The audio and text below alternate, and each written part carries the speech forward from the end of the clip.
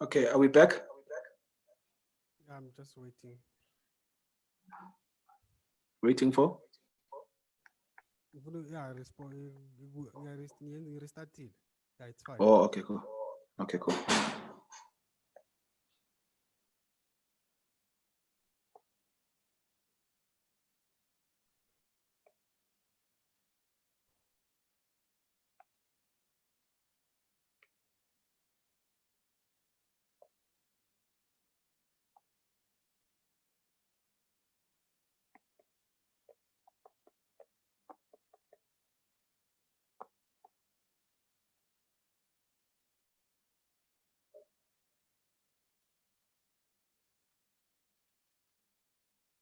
All right, let's go.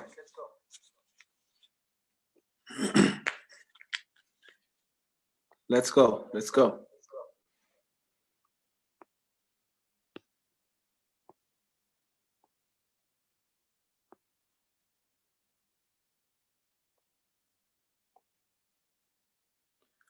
Sanbonani, Sanbonani, Sanbonani, everyone. Hello, are you there?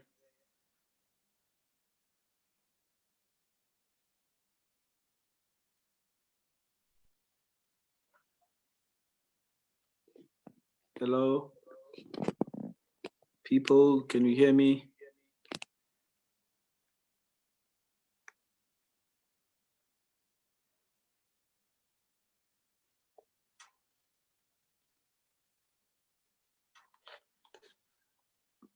Good people, can you hear me? Please confirm if you can hear me loud and clear. I can hear myself. I just hope you can hear me.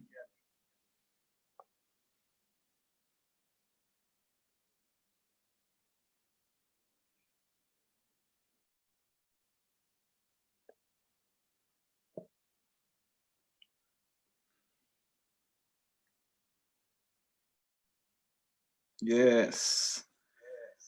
Okay. All right. So, yes, we are here, guys. Thank you so much for tuning in. We are chilling today, taking it easy. I hope all is well. It's a great, it's a Wednesday. I've tried that. I'm failing to mute. It doesn't mute completely. I don't know what's going on here with this system.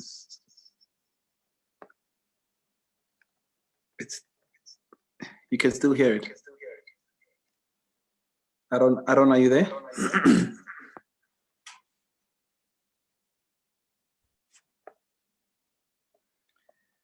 Right.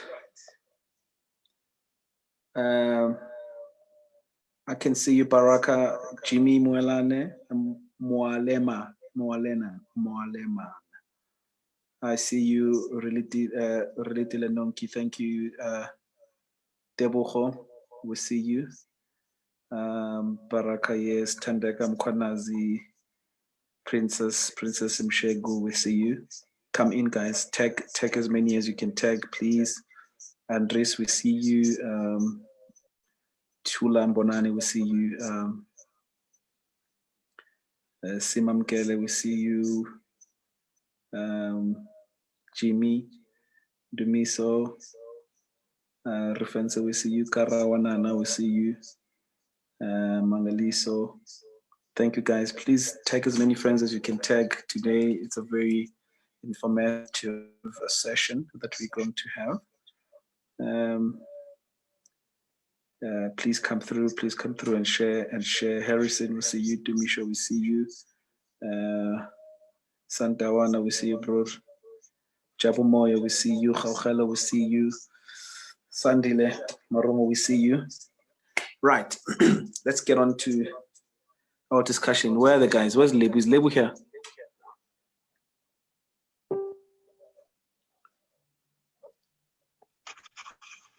I'm here, I'm here. I can hear Yes, you, my sir. brother. Yes, sir. Yes, sir. There's a mic bothering me here, so it doesn't want to go off. So I don't know what's going on. Try turning turn off the speaker on the other device. Turn it off, I mean. The speaker. Yes. Yeah, well, like I said, today I'm using a different system, so I'm trying to find myself. So can you still hear it? Yes. What happens when you lower the volume on the other device? Like take it all the way down. I've taken it literally down.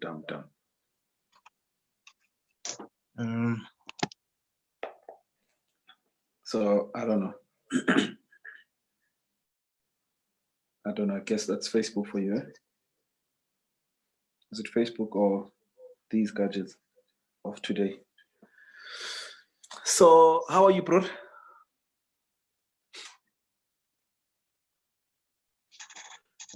All good, man. All good. Fresh. Gaining weight. Was busy gaining weight during this lockdown. Yeah. But okay. Otherwise, it was good.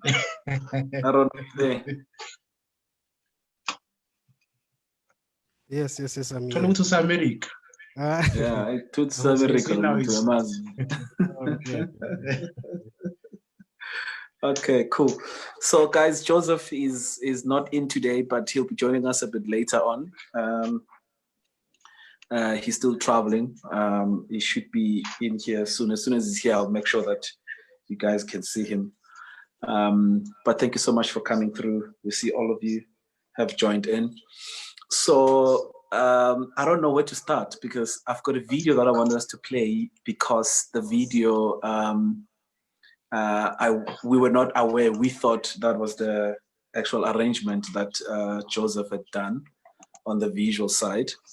But then we realized that after the show, when we played the video again to review it, the video had an artist performing, and when we were doing the tribute. So we truly apologize on that. We only saw it after the show, but we'll be posting the video on our social media. So today I thought maybe let's just play it just to recap a bit as we are just waiting for people to come in. Please guys, take more people. Today it's really a session that you really don't want to miss. And let's just make sure that everyone is aware and is coming through. What do you say? Should we play the video first? Or what are you thinking? Before I introduce our guest. I think I think let's just go to the video quickly, man, in passing. Yeah. It's a short video. If you remember well, guys. If you remember well, guys, last week when we were doing the tribute, we played an interlude before we played the other video, Ezulwini. So there was an interlude that we played. So that video actually freezed as it was playing because we were using some funny software to play it. So you know these free softwares, they've got a tendency of showing up late. So we want to play that song, and then we start the song, and then we start the show. We've got an amazing show prepped for you. We have an amazing guest, someone that has earned his 10,000 hours or more. Actually, he has done more than that now. But he will introduce himself, and you will hear his thoughts. And we're visiting him today. So, Aaron, can you play the video just before we start?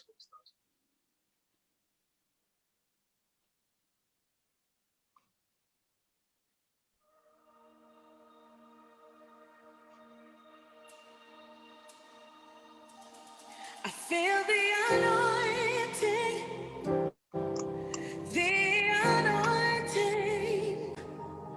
and it's moving in this place. I feel the anointing,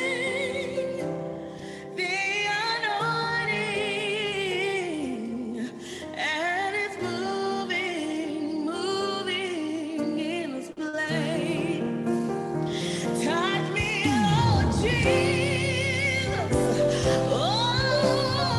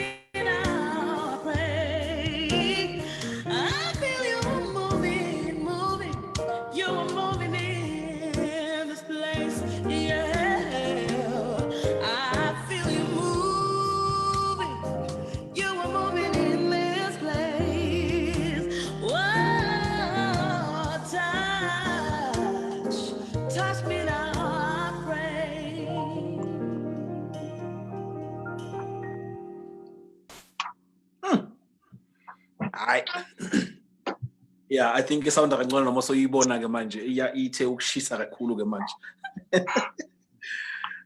Thanks Nkosi. So guys, today our topic is royalties, publishing, music rights. I know some of you have heard a lot of things, mechanical rights. You've heard all these things about Sambro, Capasso, all these other companies that you've been hearing and you don't know what's happening. So look, today we might not really go deep and finish everything the way we would love to, but we just want to chat, and I'm asking that you guys send your questions. Some of them I'll be reading them from the timeline, and if you have other questions, can you please throw them on our inbox as quickly as possible. Anything that you want to know concerning royalties and blah blah blah and blah blah blah, you know what we're talking about. So today we just wanted to touch that, and we felt that we should get a great friend and someone who's been there and who's been handling our accounts, and of most of the musicians and producers that are in the country. I was introduced to him a while back by Bafana Nkosi. I think, if I remember well, it was around 2005, 2006. And he was already working there, and now he's a GM there. Yeah, we're talking about someone that really knows his story, and God has graced him with experience as well, and he has earned his experience, and he knows about this subject. Let me try and get hold of him. Mr. Karab, are you there? Yes, sir. Or you still fly? You still have you landed? Because I was one of my jets or a private jet. So I wish. I wish. Lebu, who's this guy? How do you know who's this guy? Do you want to introduce him? Man, legend.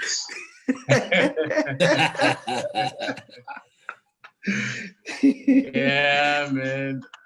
Yeah, so this gentleman, I've met him not so long ago. And I think one of the interesting thing was when I met him, you know, when you realize that someone is so filled with so much information in his head, and he gets excited when he has to share it. Because I remember we were doing Worldwide gospel. So sometime last year, and I mean, yeah, the passion he has.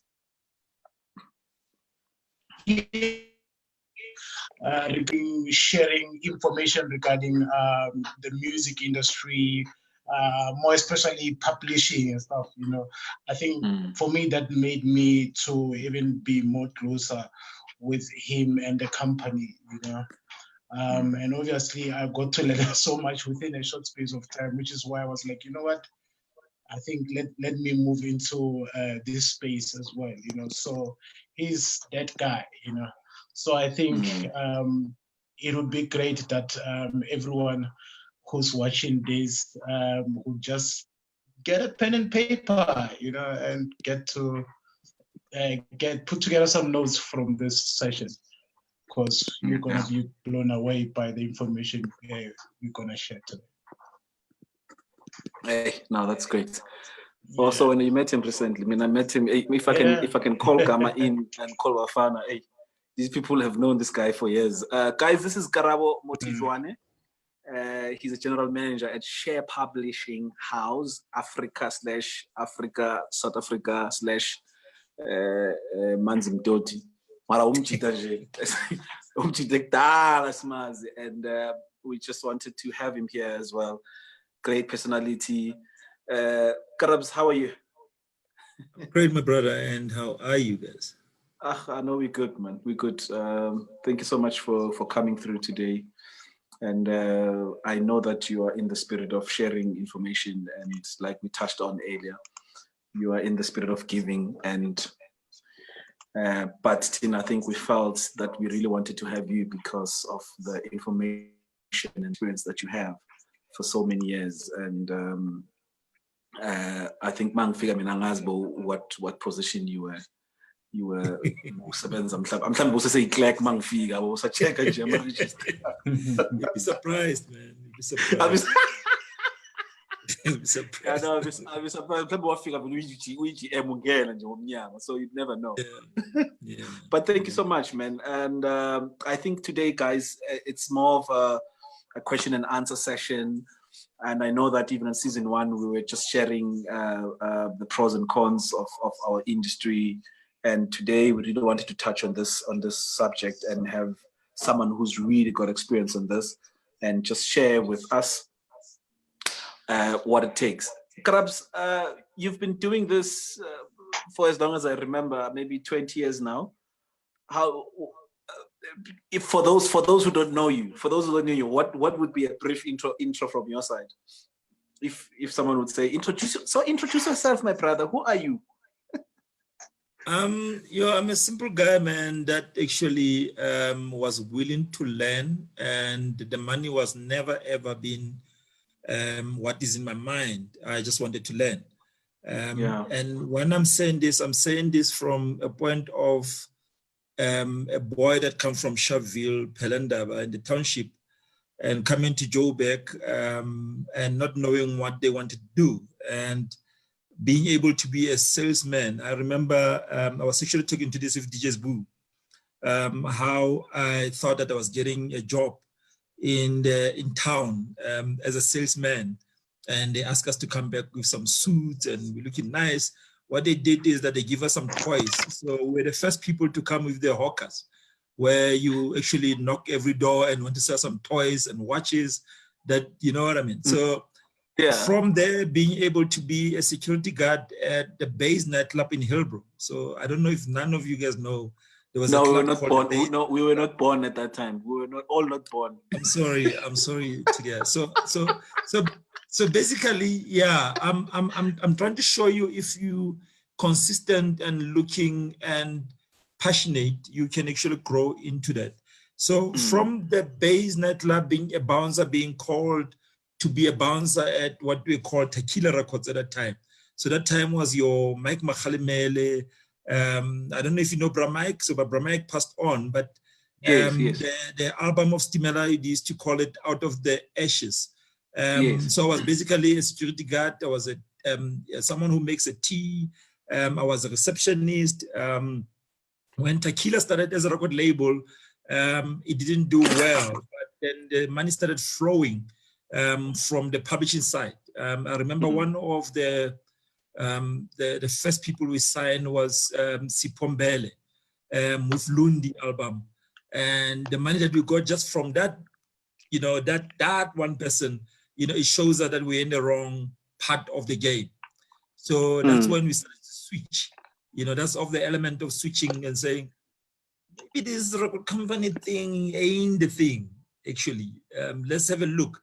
So I'm saying this because the publishing side was, according to me, it was more of a hidden agenda. It was more of anybody else was in the music industry, wanted to be famous, wanted to perform. None of them was actually wanted to know what they were signing and understand what they were signing. They were happy to get money, but they didn't know what money was for. If you're getting paid royalties, either it's your artist royalty or the publishing, they didn't care. They just received the money and they want to get in the street again and keep on promoting. And I bet you most of the people even today, they still get the money from the record label, but they don't know what their money they're getting and what is that for. So 87 to now, I've been a music publishing company, a very successful music publishing company, to the period where the industry shift, where you have seen the record company that were doing well, or the record company business that were doing well, going underneath and the publishing company going on top. So the publishing world is now on top of the record company, and you're seeing the performance, like the people who were doing festival, they were on top of all of us. You know what I mean? Because people are all about that. So I have never regretted. I'm happy and I'm excited to want to share how I got where I got. And also I want to share to say, you know, open up your mind. You know, they always say the creatives are not business people. And I'm saying they are business people. You just don't know them much. You know what I mean? So we'll share all together, all of us, and to make sure that the people understand and they differentiate, you know, what do I need to get where and how. Hey, yeah, no. I can No, you've been around, eh? You've been around. Maybe let's go to create one. Let's go to just the basics now. Let's just touch on the basics. Obviously, I know that you've been hearing a lot of complicated questions than this one, but I want to start it from scratch so that people can understand what are royalties actually, and how do they work? If you were to sum it up, what is really royalties? Just to start there, just so that people can understand, those who don't know actually how it works. So I will say basically start off who you are. Are you an artist?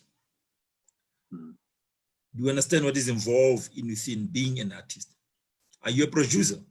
What is a producer? Are you a composer? What is involved within those things? So let's start. If I'm an artist signed to a label, I'm expecting an artist royalty. Right? Yes. So I'm expecting an artist royalty. So if I'm getting an agreement, I'm an artist, it means that all the things that I need to take care of, it's image and performing, recording, you know what I mean? All those things. End of them all, I'm expecting an artist royalty. Yeah. Okay. So artist is a performer. Someone that takes a mic and perform. Is the guy who's on the cover of the CD. Is the guy that will actually booked for performing. So that's an artist. Yeah. Then we say the artist need to be signed to a record label. Yeah. Right. So that deal between artist royalty is between a record label and an artist. Right. We know now that artists are own their own master, their own record. So that means that you need to pay yourself, but you need to treat that as a business so you can be able to separate. You cannot be an artist and owner of the master and pay recording and all that, but not pay you separately. You need to treat yourself separately. You are an artist, but also you are the owner of the record label. So separate that. The second point is that you are a producer. What is a producer? When you listen to a lot of conversation now about the producer, a lot of the guys says, you know, if I bring a beat to you, I'm the producer. What is a producer? So the producer is an idea guy. If you look at the history of the producer, is the guy that the label will have hired to actually make sure that the artist find the right person who produced the songs, he find the right studio, he pays, he makes sure that process, he's the one that decides and say, you are a pop or Afro pop. He's the guy that putting all those things, all those ideas, Robbie Malenga, and you know what I mean? Just an example, and put all those things together and package it and say, here's an album, Ya Musa. He's the producer, he's gonna get the producer's royalty from the record label. But that producer's royalty comes from you as an artist, because remember that when you sign as an artist, they're gonna use your share. So you're getting what, 12, 15%, 3 or 4% or 6% of that is a producer's royalty, comes from you. Even if they can pay producer now, but there's gonna be a share coming. All that money comes from you as an artist. So the record company have to recoup all that before they can pay you your share. Okay, so there's a record company side, artist royalty, producer's royalty. There's a composer side, intellectual property side, a composer and author signed to a music publishing company. You want a management company, is totally different. All those things cannot be linked. Everything's supposed to be all differently negotiated, all differently. It's up to you what you do. Yes, there's a 360 deal. because obviously those things came probably maybe there before, but they came because the record company was suffering. We're saying we put in so much money, but we're not getting anything else. Everybody else is getting the money. So the 360 became more stronger, element of what the labels are now using. Yeah, I think I think on the 360 thing, we'll have to have a session for it, NJ, so where you can explain. So we're talking here. You are an artist. You might be an artist and composer because maybe you might be writing lyrics, but you are an artist signed to a label. You need a special agreement that talks to that. You can negotiate it in the way that you negotiate it. You know what I mean? You negotiate the percentage that you want. Is basically up to you. So agreements are different on that. You can license. You can actually just be an artist getting a certain percentage, depending on what is that is involved in. The producer also need to have a contract. Do not get in studio and work and hoping that this is, I need an agreement as a producer. I got nothing to do with an artist. I'm a producer. I need an agreement that says me, I'm a producer. Me being a producer doesn't take my rights away from me being a composer. If I'm bringing the music, it's a total different deal. Yeah. Right? So don't combine the two. Me being a producer is an idea, putting everybody together and say, I think the sound of Rebecca kind of, you know what I mean? This is how I think I need a pianist there that plays this, you know what I mean? But I compose that music. It basically means that the producer is the idea that I'm putting so that song can happen. Me putting the music together and getting the band together, it's me being a composer. So you separate. A producer, I need to get an agreement from a record company to pay me as a producer. I'm expecting that. A composer, I'm not signed to anybody else. I'm saying my composition on that particular song, you know what I mean? It's music or 50%, whatever it is that you agree with. There's no formula to say you did lyrics, you did melody, you did what, but you guys can agree. You say, if I brought the music and melody, I actually basically own the 50%. You know what I mean? You brought the lyrics or I wrote the lyrics for you, you own 50%. Let's take a simple scenario. If I come to the studio now, I have a song in mind and I sing it, but I don't know how to play.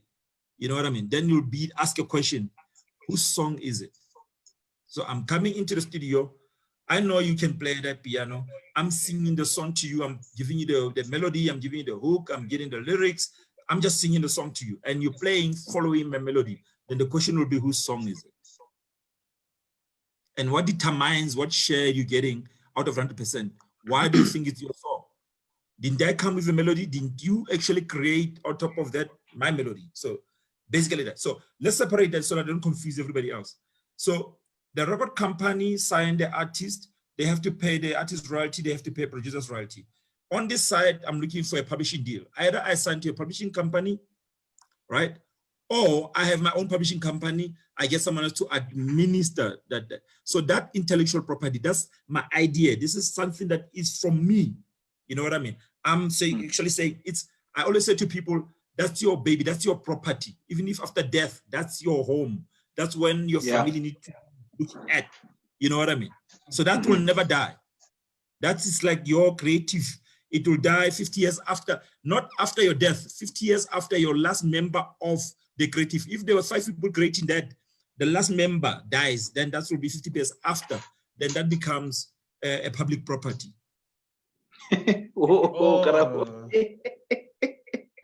Yeah. So that's where public domains start, actually. Yes. Yeah, yes. You're releasing hectic stuff right now, and it's still early. No. I don't want you to go there. I think you are really messing us up now already. Let's deal with the two parts. Yeah, let's start with the first part, because that's where I want us to start before we go to the publishing and all of that. Let's break this down. You spoke about the company signing the artist, and then and then who calls the producer has been appointed. Yeah, the producer has been appointed to take care of that. So the producer needs to have a producer's fee. Production. Yeah. Yeah. Now, what I want us to. Yeah, I'm trying to avoid as much as I can to say the producer might not be doing the production. Yeah. Might be hiring people. The producers, the producers hired to put that together because he got the idea of what kind of a guitarist I will need on that particular sound that I want to create for this particular genre of this artist. That's what he's hired for. Yeah. Okay. So what I want to jump into, I want us to finish with the artist one because that's where you started already. I want us to quickly wrap that one out. So when we talk, you said there's an artist royalty that the artist gets from the company. Yeah, right? From the record company signed to, yeah. Yes. And then number two now, I'm not sure if I'm going too far or I'm going this part one. If I ask you then, there's a royalty that comes from the company, and then there's a royalty again that they get. Are we saying this from the ones outside for now, as we're still sticking to, which is two now? No. Okay. When we stick into the two, so now think of you of after the deal between you and the record company and you being the artist, what societies that I need to register with for what royalty? Okay. Right. Then we look at Rev, Risa, we look at Echo, we look at Sampra, Impra. Right? Who are those people? What is there for me there? Right?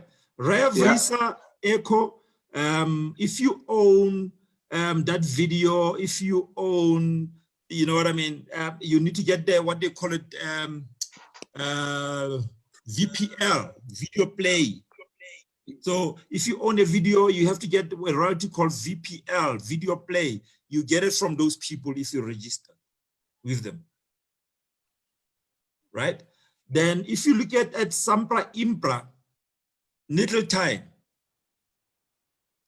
you are there a performer, right? So anybody else on your song when you are recording the song, who plays guitar, who was a dancer, who was a backing vocalist, you know, they need to register with Sampra or Impra to get a little time from those people. Even the guy who mixes, anybody that was involved when the creation of the particular song, need to register with Impra or Sampra. Are we still there? Yeah, yes. Apologies. I'm just sorting out some of my technical issues. My system is about to switch off, so I'm sorting that. Okay.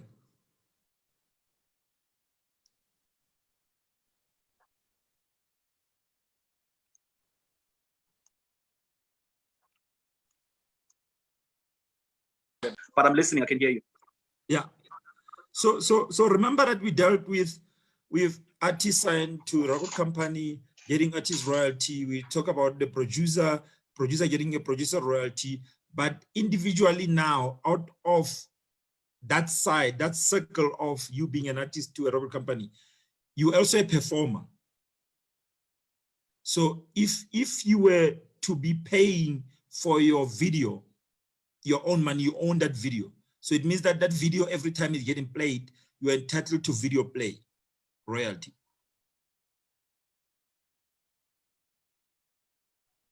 Okay. And I can assure you it's a lot of money sitting, a lot of people. Lebo, please ask a question. Now, yeah, you know. Yeah. Okay, no, it's fine. Continue. All right. So Sampra and Impra, we're talking about every performer. So even if you are performing Michael Jackson's song live, you know what I mean? That money, that little time will be paid for the performance of music. Anybody else that play guitar, it doesn't matter who composed the song in this instant.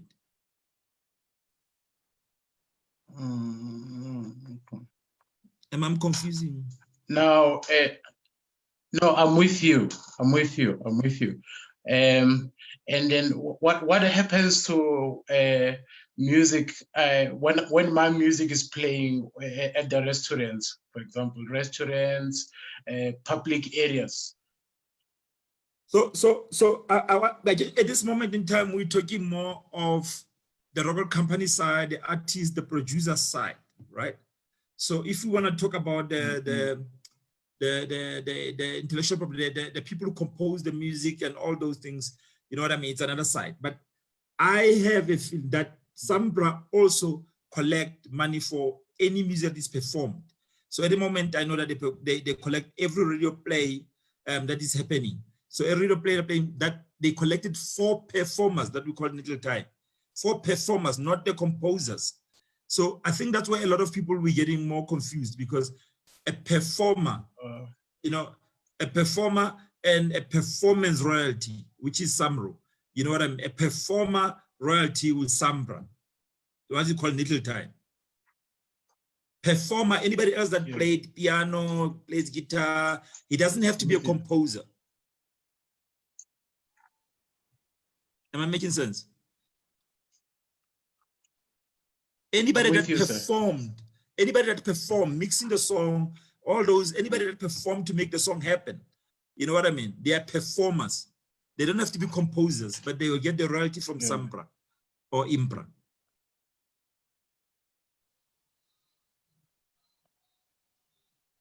Okay, makes sense. Okay, because it's very important for us to be clear on that. There's a distinction between some the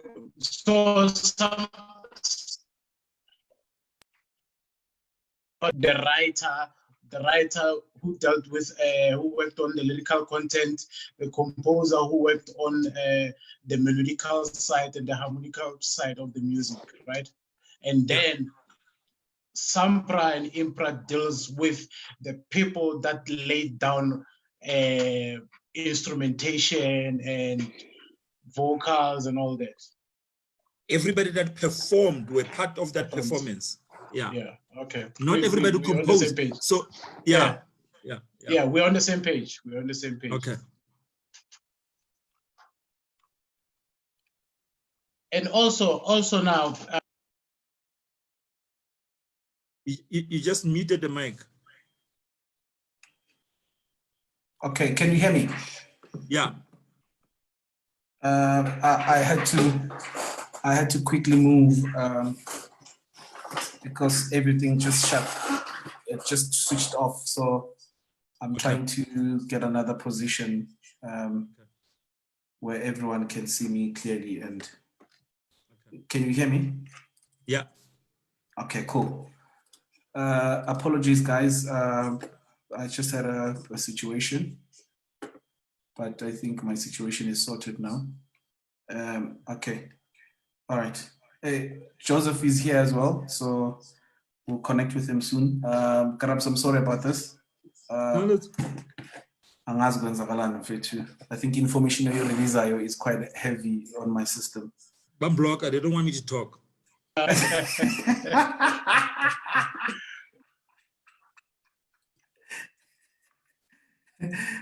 I'm still struggling to hear some of you guys. I'm hearing you. I don't know where I'm hearing you from, but Aaron, can you hear me? I'm really struggling to connect here.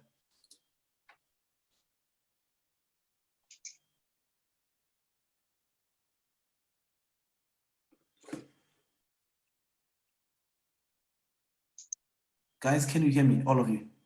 Yes, we can hear you, sir. We can hear you. All right, cool. I'm just trying to sort out my situation here. I don't know what happened where. It was a lot of information. I'm sure everybody's buying time to absorb it.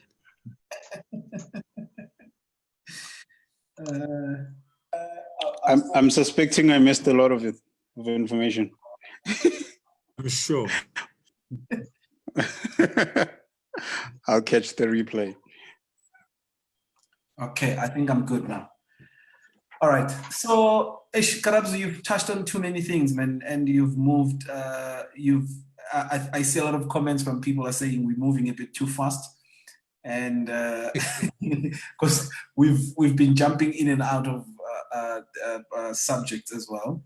But I think maybe just to recap to some of those who have missed some of the important things. I want us just to jump in on the you touched on the the agreement between the artist and the company, and then we spoke about the producer as well, who's appointed by the company. And now you mentioned something else that we've once touched on our season 1, but we never. Well, we had Linda Keys as well, who touched on it amazingly. But now you've opened up another direction as well. You mentioning, we asked him a question whether, do I have to be, when you're a producer, do you have to play an instrument or not? So, and he answered that interestingly. But now what you just said, when you are saying now a producer can be someone who's appointed by the company, or someone that won't even play, but who will be appointing or choosing musicians now, which now is another discussion. And again, guys, remember, today we're talking royalties. Royalties have nothing to do with a specific genre. It's not a gospel thing. There's not royalties for gospel, there's no royalties for hip hop. Royalties are royalties, publishing is publishing everywhere. We are touching on the business side now. Today we're actually talking about the business and the numbers actually. So can we go in there? You mentioned something like that, where a company is the one that appoints the producer, but the producer can still just choose whoever he wants, and he. Can you explain that? So in most of us, how we know it, that we found that we always thought that the producer is the guy who came with the musical, like, you know, the young ones will say the beat guy is a producer, but actually the beat guy is not a producer, because somebody have to hand the kind of beat that need to be put together for that particular artist. So your beat didn't have a direction. I'm looking for a beat for Amanda Black, you know what I mean? But you are just the beat guy. I have an idea in my head that I want this beat like this, but I want the song to take us to raga. So I'm going to invite the raga guy to do it, whereas I'm having Amanda Black to do the R&B version. So I'm the idea guy. I'm the guy who put everybody together, book a studio and say, pay for all the sessions, and this is what I wanted. So I'm hired for that. So I'm the producer. Oh, okay. Yeah.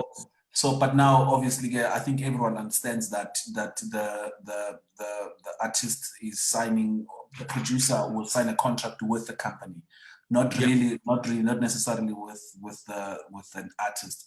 But now you see, in our situation, because we are more deep in the gospel space, which has started to have its own system. And I mean, if you talk to the three of us here now, we are the people that are really in the forefront as well. And now we find ourselves in most cases that the artists are the artist, whether a company, he's a company, he's the manager, he's everything alone. And he's funding himself and all of that. So you find that in most cases, I sign the contract, or we have a verbal agreement, or whatever, whether we sign down or not, I have an agreement with the artist, who is a company owner at the same time, which that's where things now start to lose a bit of direction. And Mrs. Kabana, that's when now I don't know who to call, because the very same person that I'm supposed to be reporting to is the actual person that I'm reporting. I like the question. I love the question. It doesn't even make English sense, because now I'm reporting on the same person, and I'm the same person that I'm dealing with. So now you find that most of the time we are stuck in those type of situations where I need to have an agreement with the very same person that is supposed. And I'll be honest with you, we've been really having a bit of a challenge when it comes to getting our producers royalty. Because these people are handling everything themselves, and most of them, they don't have proper systems. Because from is doing everything, doesn't have an office, doesn't have statements for me to withdraw and get everything that's pertaining my royalty. Hence, then we, in some instances now, we chose to it's not really neglect is not the right word, but I would say we chose to put the producer's contract or the royalty on the side and charge the producer's fee, the production fee. that is quite high, sort of like to, you know, and then obviously Let put it more go. songs, just to let it go, and then maybe put more songs of our own on the album as well. What is really happening there? Because now, what comes to your mind when you hear me saying all these things that the gospel industry is messed up in that sense? In my mind is like you're choosing the easy way out. Yes, we are. Yeah, and the easy way out is not always the best way out. If I were to ask you a simple question, do you guys know an organization called CCLI? No. None of you guys know that. Right. A lot of international company like Hillsongs, Capital, most of their money comes from CCLI. Right? What is CCLI? So it's an organization like Samro, like any organization, but they deal with gospel only stuff. So every church, if you go to most churches now, you'll find that there's a music, there's a lyrics coming on the screen, there's a music being played live. All those music, they have to pay for it before they even play it. Who are they paying? The original owners of the music. And they pay through to CCLI. Yeah. You know what I mean? And all you have to do is just to go there and find out, Google it, CCLI, you know what I mean, and find out exactly what they do. Join in every song that you do, make sure that you supply lyrics, you supply the chords of your creation, so that that song, because you're thinking the easy way out now. But what happens if your song becomes one of the biggest gospel songs around the world? What happens then? As a producer now? As a producer, you produce the song. You don't have a contract, don't have anything else. So you put in your song, or that particular person you're working for, you know, they release their album online. So what are they writing there? What information are they writing there? Are they writing composition by so-and-so, produced by so-and-so, and what happens to you? Where is your information? Have you any agreement that actually you're agreeing with that particular person and saying, I'm the producer of the song? Because there's a chain of digital way. Music fly out, doesn't even need to move out of here to go to London, to Germany, you know what I mean? And it doesn't take forever to do that. We were talking earlier about how many people are here that are outside of the country. Imagine your music flies like that out, but it flies out with information, with metadata. That metadata, what is that metadata saying? Is your name there? Yeah. Right? So I'm basically saying that's when the easy way out is actually the easy way losing money. That the easy way you stay where you are and you never grow. Okay, let's go back. I see a lot of people are asking whether you said CCLR or CCLI. CCLI. CCLI. Yeah, you can Google it. It's very easy to find it online. So you just say CCLI, it will actually connect immediately. It's very easy to find it. I will say every gospel composer need to be part of that. You know, there's a lot of international songs represented there. None of you guys, all the local beautiful songs that you see, you will never find them there. But actually, those people are willing. So you put the works there, your work will be performed anywhere around the world. You put your lyrics in Zulu, you can put them in English so that they can translate, and you know what I mean? But you basically you can actually, if your song is that beautiful, you can be invited in all those territories because of, you know, your song being performed in different territories. Okay, all right. So I'm seeing comments. People feel again. People are saying we are really moving fast. So I'll try. I think after every question, I'll try and recap because you have so many information that you really want to take out, and the information is there, guys. We touched on the royalty part between the royalty. We haven't spoken about the song royalties. We spoke about the artist royalty that he gets from the company, and we spoke about the producer's contract now, the producer's royalty as well, that he gets from the company as well, not from the artist. Am I right, Karabo? Just confirm. So basically, we firstly started with, if you're an artist, you sign to a label, you need to receive an artist royalty. You need to receive a Yes. statement. You need to receive your artist royalty. If Yeah. you're the producer, the idea man that put all that together for the artist to perform, you need to get Yeah. the producer's royalty and you get a statement for it. It Yeah, doesn't from end the company. From the company. from the right? record company that you From the signed record to. company. Yes. Yeah, from a record company you signed to. All the producer's royalty, all the artist royalty need to come from a record company to be paid to you. You need to receive that agreement that you sign and you know what percentage it is. You need to get a statement from that record company. So we're only talking about, we're not talking about societies.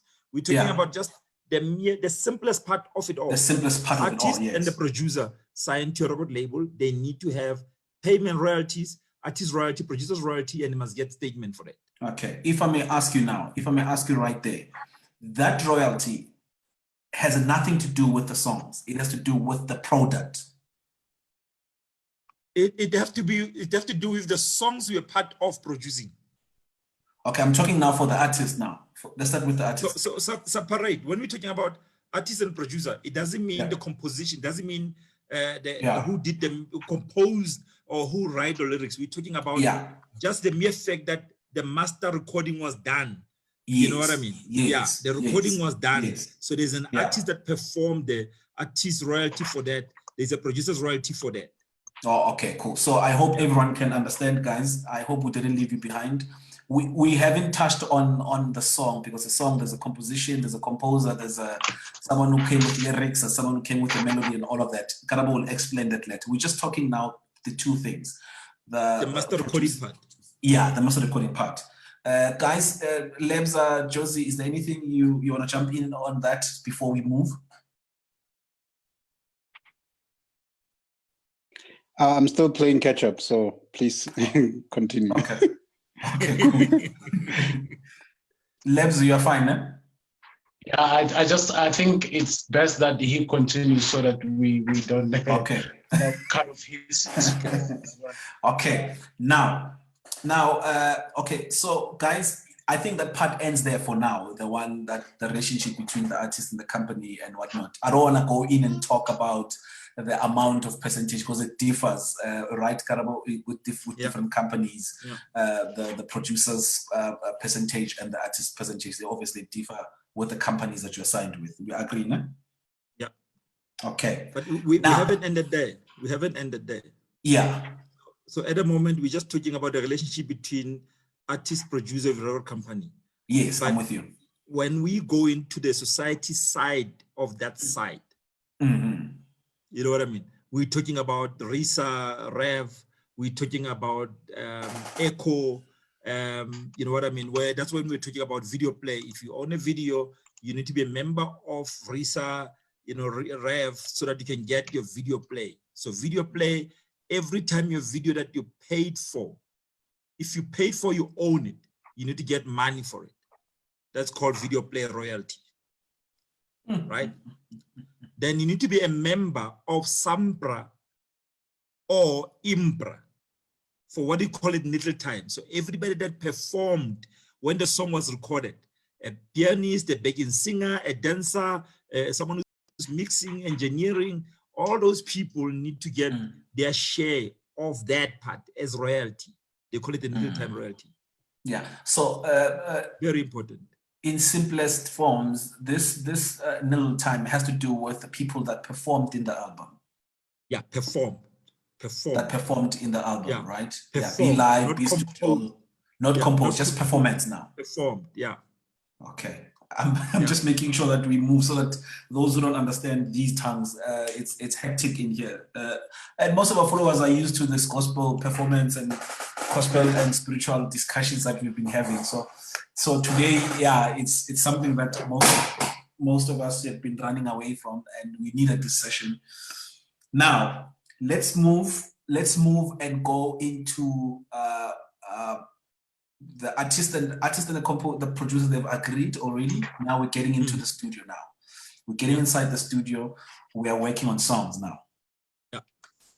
I'm giving you scenarios quickly. I come in, I'm an artist, I have a melody, I have songs I have lyrics that I've written, and I don't know how to play piano. I meet Joseph in the studio. I come and I say, Joseph, I have a song that I want you to produce.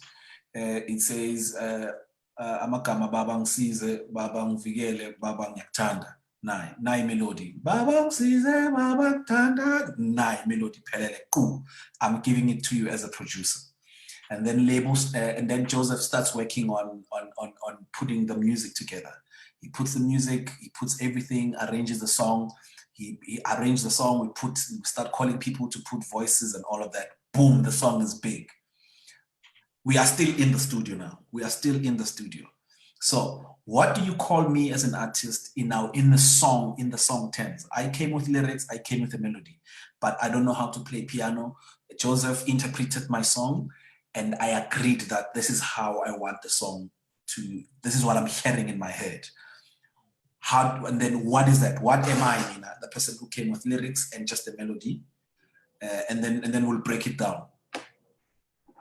So you're a composer. Actually, you're a complete composer of the song.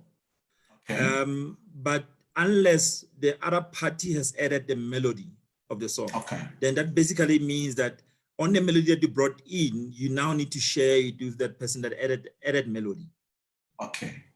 That person wouldn't have anything to do with the lyrics if we never actually added on the lyrics. So if your song is 100%, 50% is lyrics, 50% is music, melody, right? Mm-hmm. But because I'm coming in already with the lyrics and I'm singing to you and I'm bringing the melody to you, it means that already 50 is solid on my side. I'm bringing the melody. It means that I'm asking you to play something that already existed. You're playing what I'm telling you. Yeah. Right? Unless you added melody, then you become part of me on the music part. Mm-hmm. So music, melody, lyrics, author, words, same thing. Okay. I hope people are getting all this information. So I just hope people are getting this information, because I think we can slow down again. No, it's not really speed time. I think it's not really speed time for me. It's more of information that we've had a lot of fights with people that came into the studio who just came with melody and lyrics, or someone who just came with lyrics only, and I put the melody and I put the chords and then I built the song. So this has been the biggest struggle in the music industry generally, not just only gospel. But now you are saying that if I'm a composer if I bring a melody and lyrics, right? Yeah, you're actually the whole composer of the song. Okay, so and the song is complete. So the song is lyrics and melody. You know what I mean? It's complete. Is that how you guys look at it now? The song is music and melody. You know what I mean? You don't think of a drumming, because a drumming is a rhythm. A rhythm is not part of a composition. A rhythm is just a rhythm. You play the drums, you know what I mean? All those are just rhythm. You know what I mean? But if you added melody, if somebody came in, you put a melody in, but he came with a guitar and plays a different melody from your melody, then that person will be deserving part of the composition of the music because he added the melody. Okay. Guys, Karabo has just cleared it. A song is, a composition is a lyrics and melody. That's a song, right? Yeah. Okay. Now, in a situation, so are you saying both these, it's 50-50? Is that how you split it? So I always say to a lot of clients that it's how you feel when you did the song, but how you feel when you are all completed the song and say this is a split of the song. It needs to happen there on the studio before the song goes out and become famous, because that's where the problem starts. Mm-hmm. That's when I get told, okay, yo, that song is hot. That song is gonna be the killer. That's when I start thinking that I actually did most of the song. It didn't do much. Right? The good thing about it is you make, so let's make a Lazy Black Mambazo song. Let's throw it there. Who owns the song? Did I have to have instrument to make it? No. It's an a cappella song, right? If you were to have to play the instrument, now you're putting an instrument into it, but you're actually following already the melody that is already there. So it doesn't take away from the song was long created with music and melody. Yeah, discussions, and I'm seeing a lot of questions. Well, so far I'm seeing comments more than questions. I'm still waiting for questions, unless I missed them somewhere, guys. May I get in on the melody conversation? Okay. Yes, please. Because I heard Karabo, you were saying if there's a melody pre-existing, but then you have your guitar player coming in and introducing a melody that nobody necessarily sings, but it's different from the original melody. He's entitled to a percentage of the composition. Definitely. So now we have a complication, I think, with what we do.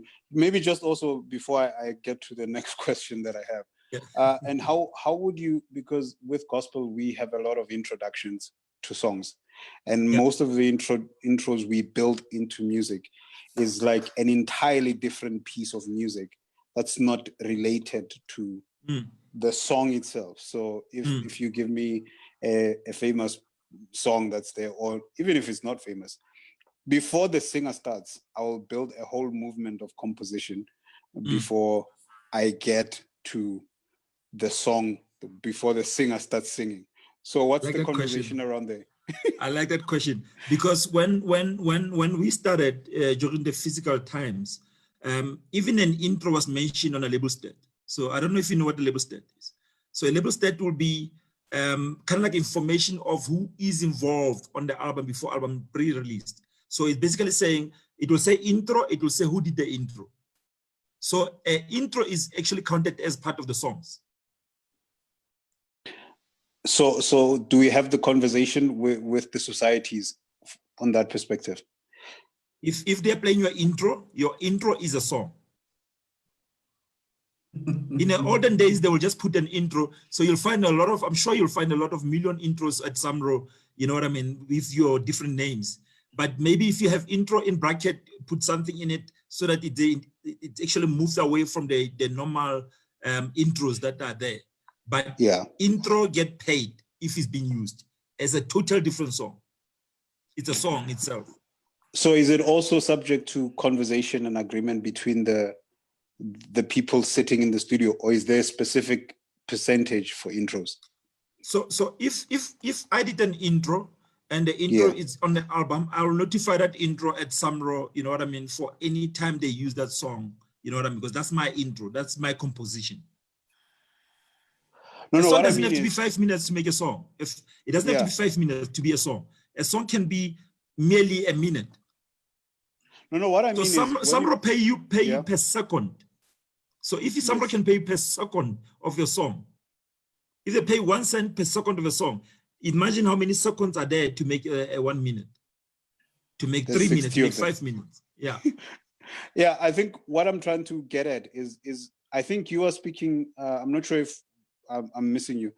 Are you speaking in circumstances where the intro is a separate, like an intro of an album, which is a separate piece of music to the song itself? Or do you mean in the context that I'm talking about? So are you saying that it's a joint? You're saying it's a joint to a song? Yeah. So suppose to put it into perspective, if we had a what's a famous song, Tabete, so that I'm relevant. Quick one. I can't. Okay. Let's do this. Yeah. Mr. Garabone. So I'm just gonna say this. You mentioned Barikimang Musali Lerubi Malinga. Yeah. Say for example the song Mtande. When it starts, it doesn't start by Musa singing. So the band does an introduction before. It's part of the. I hear what you're saying. It's part of the song. This is the part. So I hear exactly what you're saying. So it's not like in a normal way album. There's an intro, then there's a song, and there's a song. So you're saying that the introduction, does the introduction have melody? Totally different from the melody. So it means that you are part of the composition. You are part of the composition. So you need to be able to say, even if it's 2%, you see, I don't know if you guys have actually checked international song splits. You'll find the Beyonce song, there's someone who got 1%. Yeah, I've seen that. You guys, you don't want to have 1% or 2%. It's important to have that 1%. It means that you have a say on that particular song. It's just you talking. It's just you saying, yes, the composition, I know it's all together, but the intro, this 1 minute part or 30-second part, it's actually different from this thing. Can I have a 1% or 2%? Trust me, somebody will gonna say, just 2%, give it to him. But you deserve it. You are part of that song. And guess what? You have a say. Because if that song will sell, if you are on the Beyonce song, you have 2%, trust me, you're probably gonna have 50 or 30 or 100 grand. Easy. Right. Let me, Jose, I know that you still have a second question. Let me go to our people here. Someone is asking, okay, there's 2 questions. Let's start with the first one. This one is from Mobiles. He's saying, what if you added a melody / verse to a song and the artist is dead and only the 2 of you know?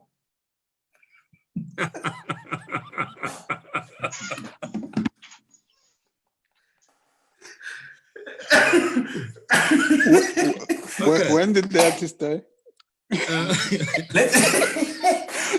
Supposedly the artist dies a week after the recording, and then you guys decide to release the album.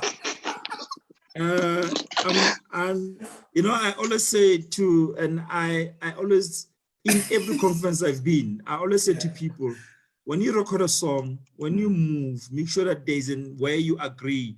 They call it song split sheet. Yes. Every studio should have a song split sheet. Yeah. We need to discuss the percentages when we're still excited. You know what I mean? And everybody must be able to sign that split sheet. Yeah. Right. That's basically that. Except that there's nothing, someone who passed on and tried to prove a point. You know, unless there's a way you can prove it. Okay, let me go to the second question, because I think this one, I also answered Lewoto to say, obviously, whenever someone thinks of arranging a song or thinks of getting into the studio and working on the music, they should have that split sheet so that everyone is covered. So if then I add things or I rearrange someone's song who's already passed on, does that mean now I was just being creative or just being colorful? I'm just a painter. No, you can ask for a permission. You firstly need to know who are the original owner of the song. You need to ask permission from those people. Okay. So remember that in every song, you can actually replay it, re-release it, as long as you stick to what it is exactly. You know, you don't need permission, right? But if you're gonna change it to something else, you need permission. Okay, cool. Wow. Yeah. Okay, I think you've just answered a lot of gospel singers who are here now with that part. So if the song is exactly the same, then they shouldn't ask for permission. Yeah, you just have to write the original owners of the composition, put them there, and that's it. Yeah, don't add yourself in. Okay. All right. Let's move to the second question. The question under there, it was from Pumela Lajezile. He's saying, may I pose a question? How do we deal with a person who writes on an existing melody? Because there's nothing new under the sun. I think, I'm not sure if it's safe to mention the example that we just made, but there's always cousins. There's always songs that we call them cousins, where you can hear, hey man, this is Andrew Crouch's melody and chords and everything, but it's different lyrics now. Or maybe someone translated. Okay, I think we'll come to the translation as well. But what if then I write a melody over someone else's song? Or an existing melody? You need the permission. Look, at that time, Pella, I'm thinking I was inspired. I didn't take it from there. Or maybe I don't even know that song. So if I pick up, if you're my client and I pick up a song like this and you come back to me and say, this is exactly my song, and I listen to it, I go to someone and say, this song is this song, and I notify it as part of your song. You know what I mean? So I either can block it so that nobody's getting paid from it until you can prove me otherwise. But if you're coming back and saying, this conversation, I took it from the computer, I just changed the lyrics, that's basically saying you tapped on my song without my permission. I'm entitled to 100% of your song. Okay.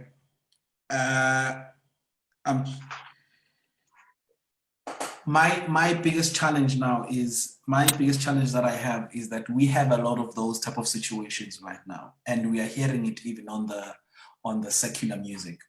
We are hearing that a lot, where a song is really it's not even a cousin, it's a brother, but it's got different lyrics. It's got different lyrics altogether. Obviously, I think I'll come back to the situation you're publishing then as to how you guys helping me with that. I think you've just mentioned a bit of it, where if you're saying you will go and block it or maybe report it at Samro, who are you? Who's this person that is going there? Is it a composer of a song? Or who's that?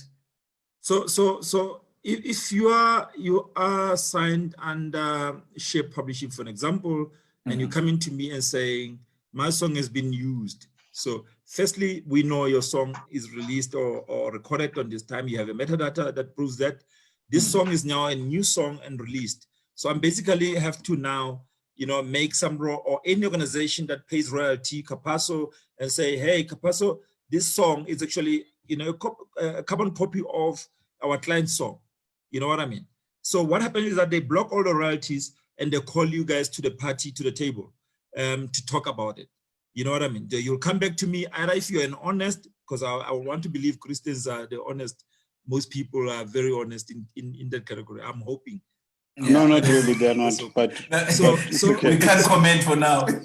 So basically, human. Then I will say I was inspired by this song. Yes, definitely. I used the music from this song melody and I wrote different lyrics. So they will say, oh no, then that's not your song. You didn't ask for permission, and they will definitely pay all the rights to someone else. Or maybe you might be a cool guy and say, Ahmed, I love your song too. Can I give you 25% of your version of the song? So 75 belongs to me. But it needs to be, people sitting on a table and agreeing to that. Yeah, you see now you're mentioning 75. What is the 75? How is it calculated now? Who takes the 5? No, I'm basically saying if you try to be nice. Okay. So cool. If you are, in most cases, if you were to do Mostix Mabuza song at Galo, they will definitely give it 25%. In most cases, I've seen 25%, and they keep 75%. So that means that 25% for you and your publisher, whatever you do, 75% between the original writers of that Mostix Mabuza song, you know what I mean, vs the Galo publishing company. So they're basically saying you title that song differently so that it doesn't conflict with the original song, because that's what remixed by DJ Banbani, you know what I mean. But you need that permission, you need that contract signed so that those songs don't, conflict with each other. Okay, now let's move to we have written the song, we have signed both the producer and the artist have signed the split sheet. I'm not sure if I'm fully answered on that Joseph's question as to if then someone comes with the intro or whatever melody on top, what kind of a percentage are we discussing here with that person? Because let's say I have the song and it's full already. What kind of talking about the other person? There's no formula to that. Okay, it's an agreement relationship. So there's no one who will come to you and say the split should be this and that. You know what I mean? The formula is between how you guys feel about the song. So in terms of you want to calculate the lyrics, you wrote the lyrics together, you can actually look at how many words are involved, but you cannot do the chorus will repeat itself. You cannot count it more than once. You know what I mean? If the chorus appears 5 or 10 times, you calculate it once in terms of the words and say how many words versus how many words written by so and so. You can do that to be fair, but there's no formula to that. It's based on the agreement between two parties, basically. It's basically based on an agreement between you guys on the studio and you agreeing. That's why the split sheet plays a most important role, because when everybody signed and agreed at that moment, that means that nothing will change. Okay.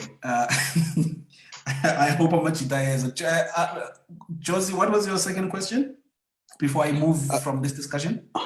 It's also, I think, again, playing catch up. I don't know. Have you guys spoken about arrangers already?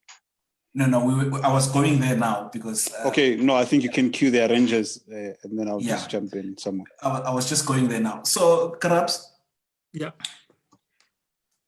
These two have composed the song, and whoever the third person has added whatever melody. So we have a song. I want us to go to the arrangement part now, because you've touched on the little time a bit. So we'll come back to it nicely because there's just performance. We just want to talk about just getting the song right and whatnot, and just go before it goes out of the studio for performances. So the arranger, how do we? Is it getting anything? Because when I say arranger, I'm asking because in the gospel space, we do a lot of rearranging based on singing the public domain songs, Tilongo songs, and all of that. So we have a lot of arrangers. Sorry, Tabet, also maybe we could start with the definitions of what constitutes an arranger before we get to the particulars of. Yeah, I mean, I would love to hear from you guys. What is an arranger? I will understand in the part where you doing a traditional song and you just putting it together, you are an arranger. So you deserve, a percentage, exactly the same situation that happened to Ubanlu Mamaku, the Samro issue.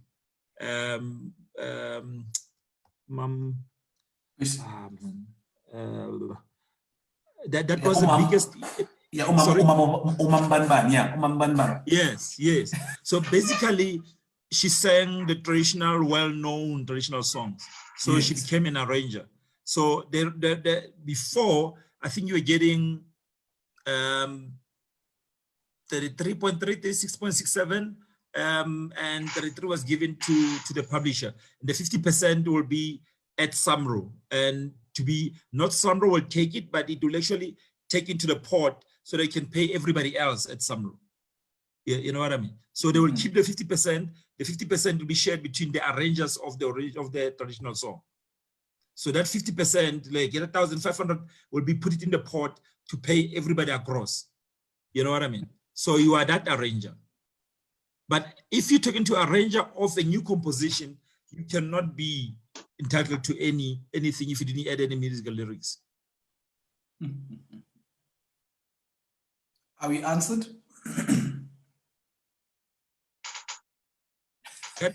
Sorry, yes. Sorry, my mute situation was muting. Okay. But I think we could work our way then from there. I think it covers it. Yeah, but in simplest terms, in case someone didn't pick up, are you saying to me, if I take a song that is in a Tilong that was written over 100 years ago now, am I getting anything from that as an arranger and put a music around and rearrange the song and blah, blah, blah? You are actually a composer on that new version of the song.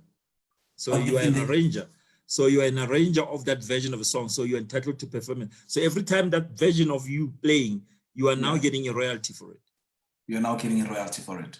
Yeah. Okay. Just to go back a bit. You can go as much back you want to do traditional songs. Actually, at Samro now, you're getting more than it used to happen before.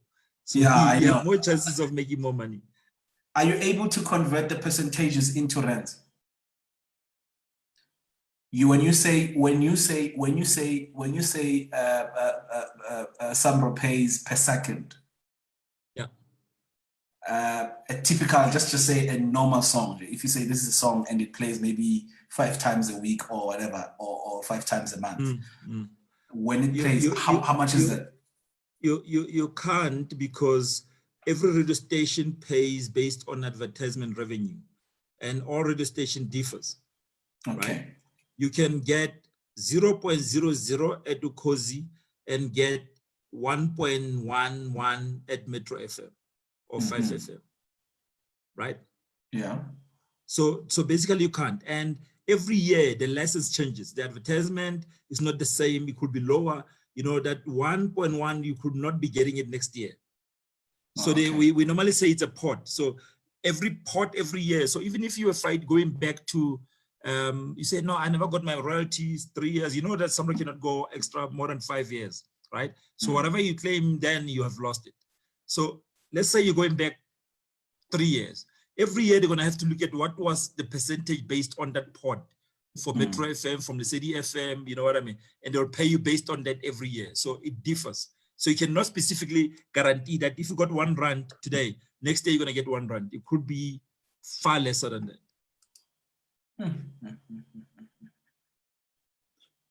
Okay. Maybe. Okay.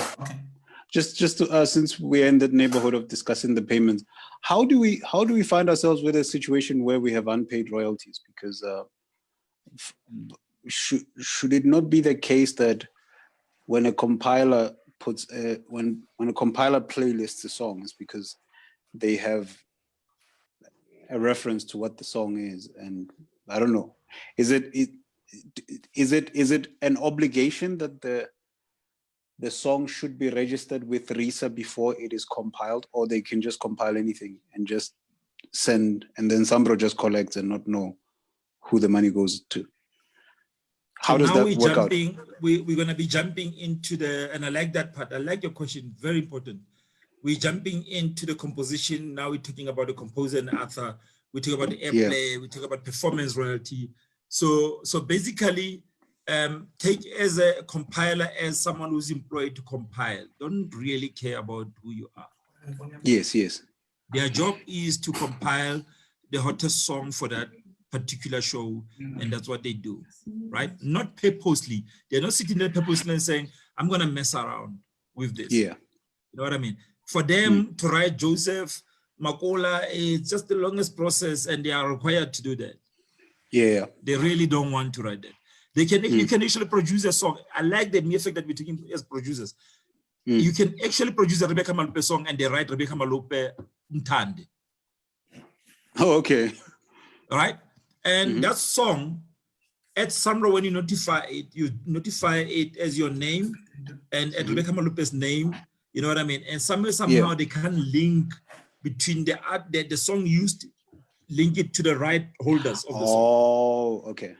Right. So what happens is that the system doesn't automatically, say this song is played and link it to the original owners. It needs to be manually linked somewhere, somehow in most cases, right? Oh, and a RISA code, it doesn't help the situation at this moment in time. It doesn't help because the RISA code is there. It doesn't help that airplay automatically linked to the coding and it can, but it's important to have that code for any copy of your copy be made.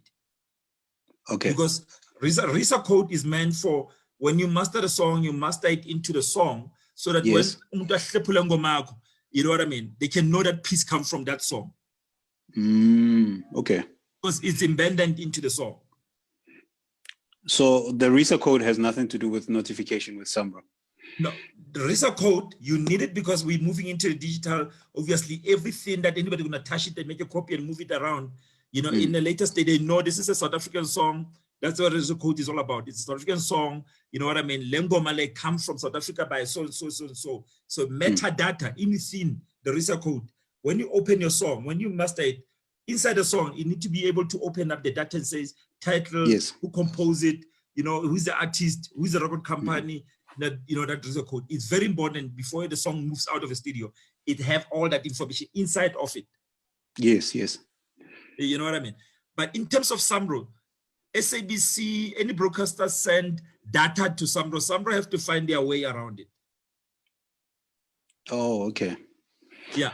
So when you're working with the masters like us, Batandimali, so what we normally do is that we have notified your song. We go to Sambro and say, I'm not seeing 1, 2, 3 songs that I know they were active. Right. Sambro says, yeah, but we're not gonna find it. We look at what they call it undoc. You're entitled to ask for it. Undocumented works. So it means that the works that are sitting down there, we don't know who the owners are. Maybe if you're lucky, you can identify it. And that's but millions of stuff. Yes, if you fail to identify it, 5 years, 6 years later, or 7 years, even if you make the million, it's gone. And not that they stole it, not that they chowed it, but they have taken it, put it into the pot, and probably distributing in the next other period to everybody else. That makes sense. Okay. Yeah, that justifies because it always felt weird for me to hear that we have millions of unclaimed royalties that are not accounted for. Yeah. But you need to know your songs. You need to know the songs that are released. You need to know which songs are active, where are they active, so you can actually be saying, I know for a fact when I receive this statement, I'm not seeing these songs. And a lot of us, we are not looking into a statement because your statement tells you the story. You know what I mean? And your sample statement comes, so your performance of the song is today. You'll see the money 18 months after. Right. So anything that you're producing now, the other years, when you look at it, your statement, those songs need to appear, must follow you. Okay. If you don't see them, you must know there's a problem behind. Oh, okay. Okay, I'm back. I was out of network. My computer switched off. I think today I'm just having a very serious situation. You missed out though. You missed out. Nah, I'll just have to replay as well for myself now. So you touched on the public domain songs. I think I could pick up from there from my phone. We are done with that, right? No, we're not. We're actually the question I think was more on how come there is works that are sitting down at some row without the rights owners who actually is entitled to them. You know what I mean? So I was basically saying that it's unfortunately that people who use music, they don't understand the value of music in terms of understanding that this is how you guys live with. If it's important for them to write information of the composers of a song so that you guys can earn what is due to you. A lot of money lose most of their money because the song cannot identify with them as the composer of the song. Yeah. Can I ask you a question before I move? Honestly though, is it really necessary to fight over one song and really fight in a very serious way over one song that you are not even sure whether it's going to blow big and you're still in the early stages, you still haven't submitted the song Kuma radio station? Is it really necessary? It's not necessary to fight for anything. It's important to sit down and agree on a percentage of a song from the beginning. So you don't have to get to a point where you have to fight. This is as simple as it's a business. And when we get in the studio and we work, it's business. You're my friend, I love you, I know we can say anything I want with you, but let's get to the point of recording the song. We recorded the song. Okay, what we agree on the percentage split, this is what we're agreeing on. Here's my song split sheet. It doesn't mean it's not an agreement. You just put the title, you put a date, you put who composed music, melody, you put lyrics, you say out of 100, what the percentage, everybody signs it. And you can photocopy that, everybody have a copy, go home nicely. That's basically what you need. So you don't want to get to any point where there's a fight. Okay.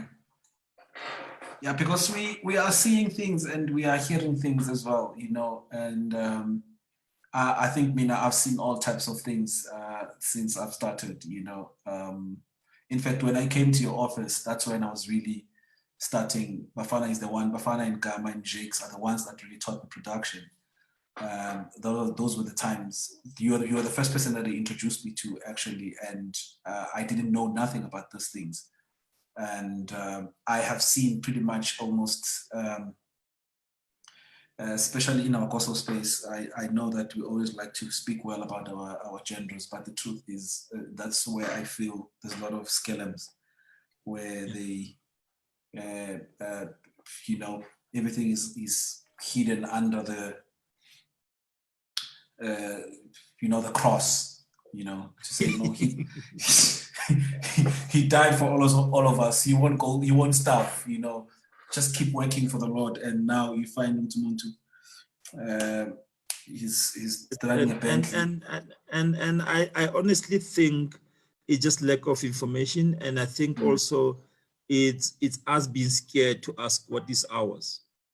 Yeah. So if we were to work for Obra Benjamin Dube, you will come with the respect for Obra Benjamin Dube.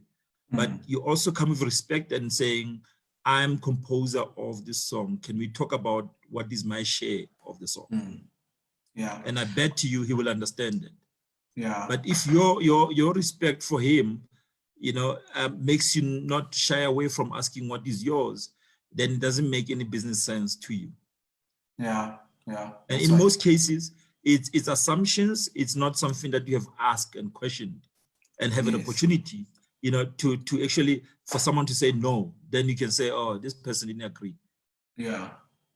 Okay, let me go to Aaron. Aaron, you said you have an example of a spilled split sheet. I've spelled it wrong on our site, and I know it's only us that can see this. Aaron, can you share that example so that maybe people can understand, and let's have Karabo confirm those details as well before we move. Okay. Let me open it from my iPad. Okay. Here it is. Beautiful. Can I make it bigger? Sorry. Yeah. I would be scared to sign this one though. Yeah. Okay. This one is probably from the internet. Where did you get this, Aaron? From the book. Oh, okay. Yeah. Yeah. Think of me as a songwriter who have been told that the music industry is full of sharks, and I see a lot of writing there. Already, it's a turn off. Yeah. I'm already feeling what is there. I'm just saying. Yeah. So Sambro have a song split sheet that you can request. It got no wording. It's just that date, album, title, songwriter, and everybody signed. This part of it, when it's a date of creation, that's the part only you need. Because you're not tying anybody to anything. You're just asking them to agree of what you agreeing on as percentage of the song. Okay. Yeah. Once you start adding legalities and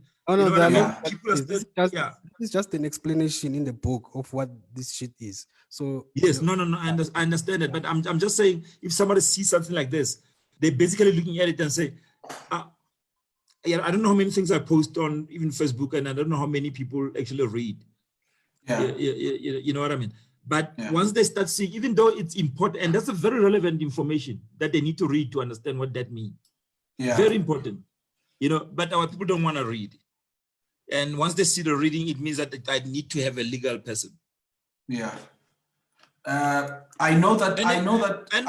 Aaron, yes. That's exactly how it should be. So that you don't think that I'm crashing it. It's exactly how it should be. Yeah. So that somebody got a fair chance of being able to understand what they're signing or they put themselves into. Okay. Yeah. Okay. I'm just making sure that we see this. Okay, are you done sharing? Yes, I'm done. Yeah. Okay, cool. Ish, Karabs, we've touched on too many things now. Let's move a bit forward quickly, because I think we're gonna request a part 2, because we haven't really gone that far. We just still just on the song Jewamanje, and we haven't really went in to talk about these other companies that we've been mentioning, your Risas, your Sapras. So we need to talk about those guys here, and so that people can understand really what is happening there. But just quickly, because our time is really running out, let's talk about, I'm jumping a lot of parts now, just to make sure that we cover these 2 parts. Now there's what we call publishing. Yeah. What is that? How do you explain that? So publishing is actually taking care of the intellectual rights, and I hate using that word because I think it complicates things. Yeah. So your idea, like your creativity, you know what I mean? The composition, the lyrics, the melody, it's your home. It's what you need to own and make sure that everybody knows it's yours, because that lives 50 years after your death. You actually leave it for your children. That's why Brenda Fassie catalog lives for Bongani Fassie even today, right? But basically, the composition, music, melody, lyrics are part of that idea. So that idea needs to be owned by the person who created it, came with it. So what is the benefit of that? It's a firstly, what we keep on speaking about. It's important when you have done this composition, you got it registered, you got it agreed upon with anybody else that you have worked with in terms of what the split you're agreeing on, what we were talking about, the song split sheet. It's highly important, right? Once you can get the song split right and the song exists, the composition exists. So you need to make sure that the composition, when it's registered. Okay. Registering your composition with somebody doesn't guarantee, doesn't protect you, right? Because you still have to make sure if somebody else have copy or make a copy of your work or recompose your song and register it, you know, you need to be able to prove that your work is yours and it's not somebody else's work, right? What is involved in terms of royalties? We have what you call performance royalty, which is basically what you get as a member of performing society, like SAMRO. You know what I mean? You can choose, it can be SAMRO, it can be anywhere in around the world as a society to join as a performance royalty. Then you have what you call mechanical. So performance royalty is anything that you hear, right? Radio station, TV, venues. So if you're booked to a festival, you're coming as an artist performing, but also the organizers of the show have to have a license with society to pay for performance of the music, right? That money is called performance royalty. If you look at the radio, your statement from SAMRO, you will have where it says radio and general, right? You have TV. If you look at the statement, radio in general is radio and anything else that they're collecting licenses for, anywhere the music is being played. Because taverns, malls, some of them, they don't give information or metadata and say, this is the song that we used. So whatever the money they're getting, they put in as general. So that's performance. You join SAMRO, become a member of SAMRO, you get what you call performance royalty.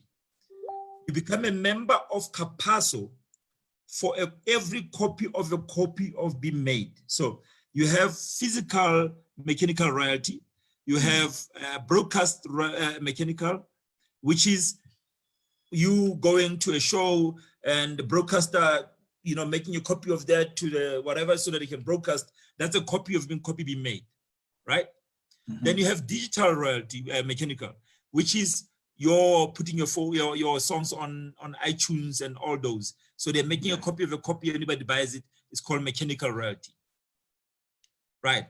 The last one is what you call synchronization royalty. So this is where it doesn't happen a lot in the gospel world. I hope it will, with Netflix and the films and the documentary coming in, where they're gonna request to license a song, to place it, borrow it, to use it, you know, into a film, documentary, or an advert for a period. So you pay me money to borrow my song, to enhance your production, to enhance what you're doing. Am I clear? I'm with you. We are very clear. So you imagine if I was Casper or Questa and I have this single came out and I pushed it and it's the most famous thing, and Telkom comes like they did with Questa and they want to use that song. So I'm charging them based off what I have done with the song. The song is famous. They want it because it's going to enhance their product. They borrow it. So how long they borrowing it? They borrow it for 3 months, 6 months. I'm charging, there's a figure for it. Where are you gonna use it? I'm gonna use it on TV, internet, and that I'm charging for it. What territory are you gonna use it? South Africa or outside of South Africa? All that determines how much I'm charging you. So there's performance royalty for any airplay.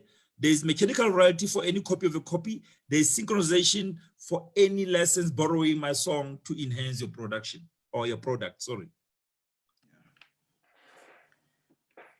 Hey, okay. We need to summarize this show, right? we need to summarize this show. Okay, so we have touched on a lot of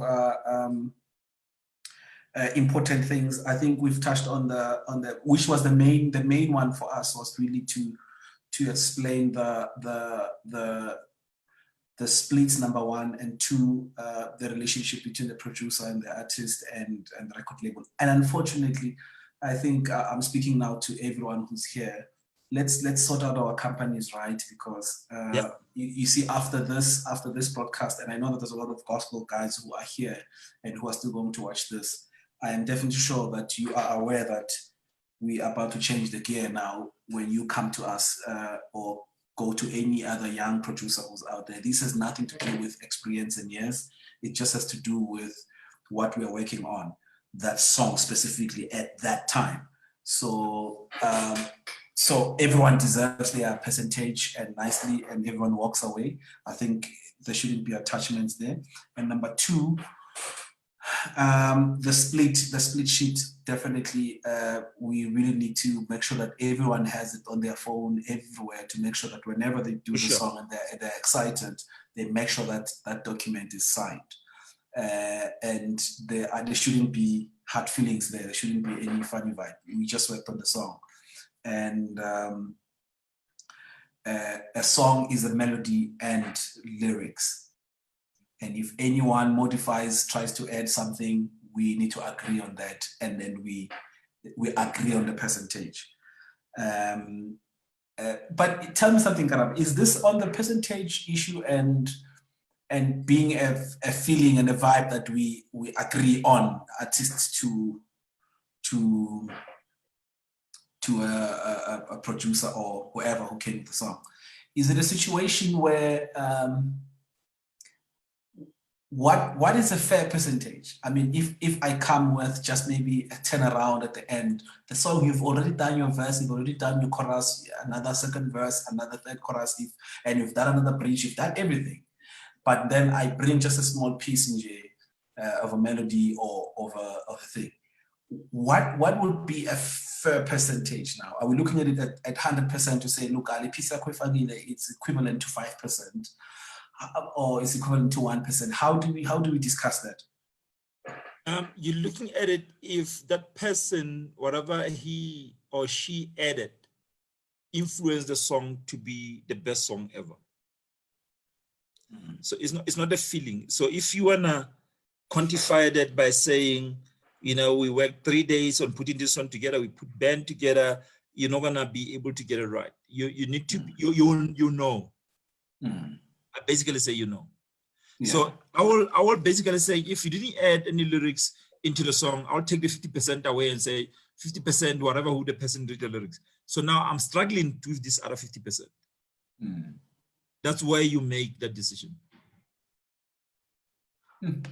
So if that person came with the added lyrics that changed the song, I'll take the music and melody, put it aside, and say 50% music melody aside. We're struggling with the 50% of your lyrics. So this one, it's easy. I'll count the words. But now, if it was you and you'd find yourself in a situation like that, how do you count words? So it's words. I mean, if you're doing verses, you'll have chorus, you'll have verse. So how many words are there? Yeah, like counting. So the chorus, you can't count chorus because chorus might appear 5 times on a song. You count it once. Everything else you count as once. Yeah. And then if I wrote a verse and that verse appears, okay, let me say I wrote the chorus and the chorus appears probably 5 times. I mean, with gospel, people repeat the song, repeat the chorus 150 times. You go once on a song. So you put all the lyrics down. You can't do the same thing that repeat itself and count it again. You count it once. Yeah. So that's how you calculate that, get 100 and take a percentage of that. This is not a formula that it is.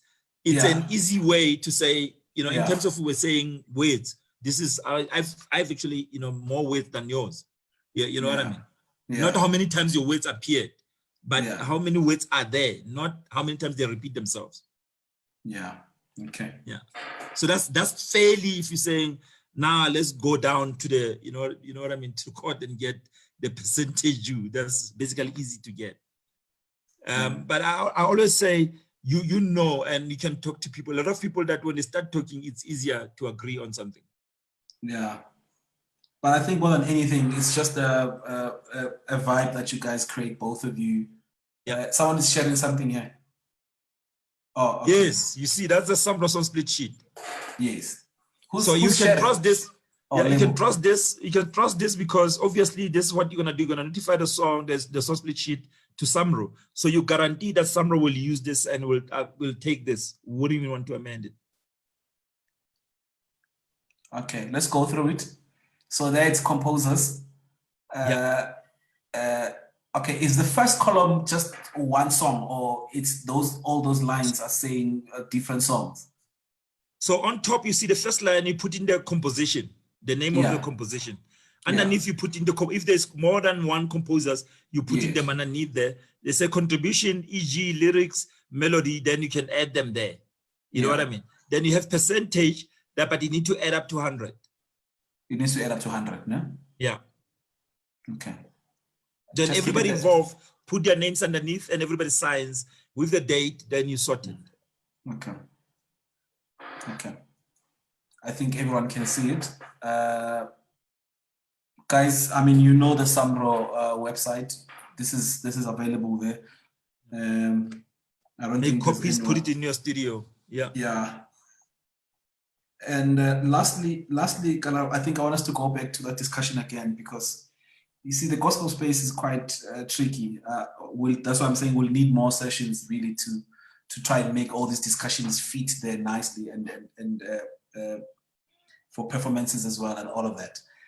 You are saying, you mentioned that, is this intro thing still exist? I just want to touch on that quickly and then we close. The intro and does this thing still exist or it's not there anymore?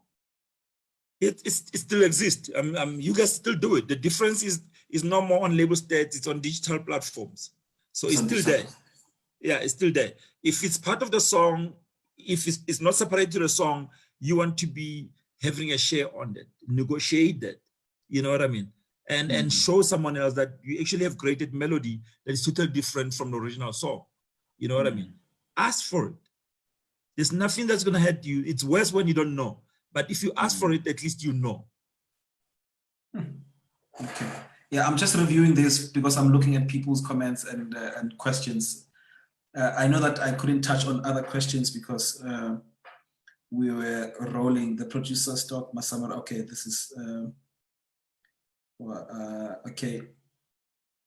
Yeah, there was a question that came, I think my phone is dead as well. There was a question that came on WhatsApp. I think we'll close there. I just need to go look for it and see if it's still there. Oh no, on our inbox actually.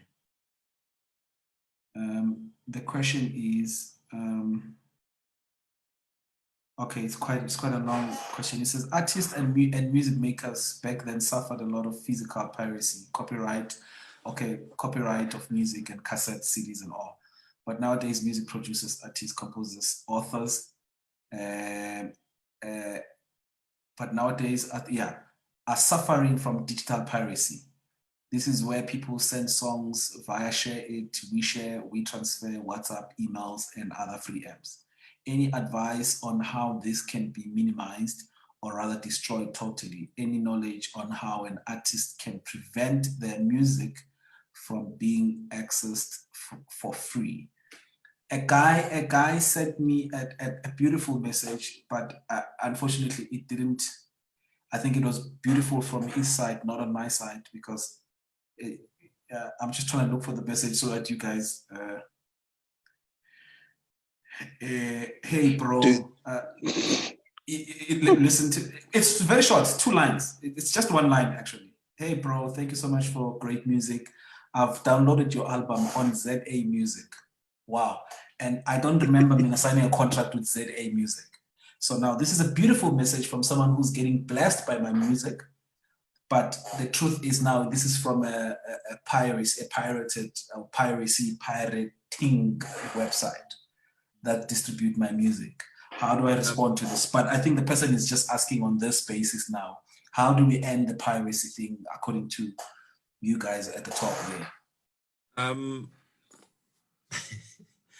You know, I think we always have to ask ourselves what we want to achieve, right? Yeah. If I were the top selling, I wouldn't even recognize or see anybody else parodying my music. If I'm unknown, what would that mean, you know, in terms of financially for someone to parade one of my album? You know, sometimes we dwell too much on piracy, but piracy is part of promoting who you are. It's wrong. Yes. Does it make you be known somewhere? Because that person who pirated that music is someone that really, really wanted that music. What happens when you love the music that you do? You're gonna play it loud. You're gonna tell friends about it. You know,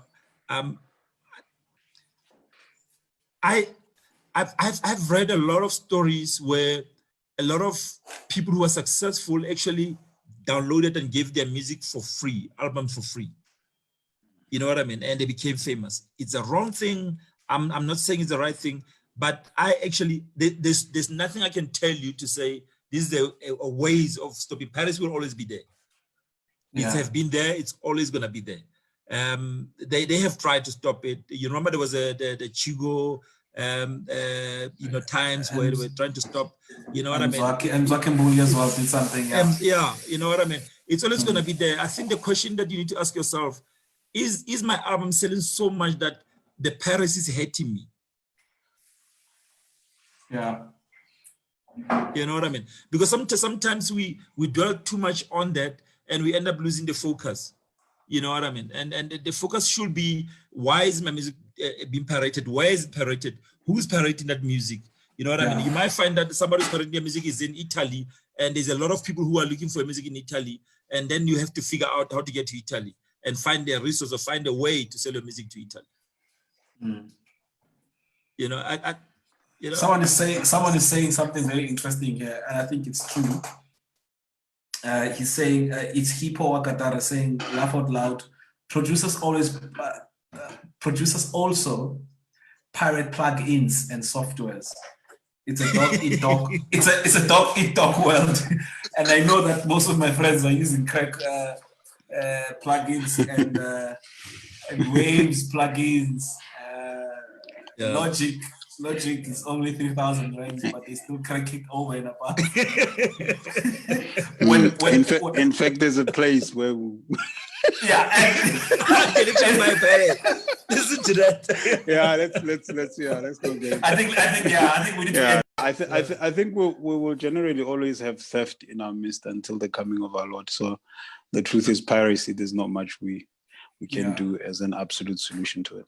But just a quick question, maybe before Tabitha closes, what do you think would be a recommendation for monetizing for people, specifically in gospel? Because one of our limitations, in my estimation, about our music is that the platforms where we can play it and generate royalties are very limited. Because on average, I mean, most radio stations play gospel on a Sunday morning, and some of them maybe on a Thursday. And the highest platform, the platform that plays gospel more than anyone is One Gospel. And they only now recently started paying royalties, but their advertising revenue is not that interesting. So it's not like you can really make decent money from it. So what would be your recommendation for monetizing, especially because now CDs are becoming very obsolete, and streaming is not really practical if you don't have millions of followers. So what would you say? So we're living in a digital era, and gospel and Maskandi seems to be the people who don't want to get to that level. And that's where you need to be, right?